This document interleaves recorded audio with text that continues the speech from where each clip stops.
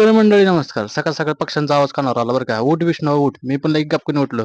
म्हणतो ते सूर्य लय तापलाय भावास. मी आलोय खाली आवरून बिरून घेतलं मिशाल ताव मारून आलो खाली. खाली आल्याच मला आज अतुल सरांचं दर्शन झालं बरं का. मग काय मेसकडे गेलो. मेसकडे प्रदीप सर डब्बे भरतो चक्क. तेवढ्यात हे बघा हे हऱ्या इथं आले होते दोघं. ह्याला काहीतरी घोटाळा झाला म्हणलं यांचा. मग तेवढ्यात मला प्रदीप भाऊ गाठ पडले. प्रदीप भाऊ म्हणले चला आपल्याला शूज आणायला जायचं. म्हणलं चला. मग काय आलो की आम्ही एबीसी मध्ये शूज घ्यायला. प्रदीप भाऊला पहिल्या दुकानात काय शूज आवडला म्हणून दुसऱ्या दुकानात गेलो बरं का. आणि भाऊला तिथं बी काही पसंत पडना. भाऊ म्हणलं मला असलाच पाहिजे. म्हणलं म्हणलं आता तर लयच विषय झाला. मग आम्ही दुसऱ्या दुकानात गेलो बरं का. भाऊ पुरीचा शूज घ्यायला गेला होता. त्या काकाने आम्हाला सांगितलं तेव्हा भाऊला कळालं की आपण चुकीच्या जागेवर आलो. भाऊ म्हणला आता नको शूज घ्यायला चल. म्हणलं चल तर चल. काय लागा म्हणलं घ्यायचं एखाद दण काढून द्यायचं.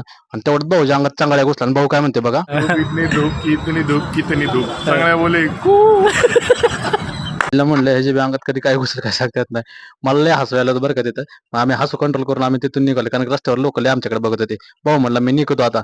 भाऊला म्हणलं जाऊ सावकाश. मग मी पण निघतो. आणि असेच मजेशीर व्हिडिओ बघायचे तर आपल्या युट्यूब चॅनलला आणि इंस्टाग्रामला फॉलो करा बरं का मंडळी. भेटूया नेक्स्ट व्लॉग मध्ये. जय हिंद जय महाराष्ट्र मंडळी.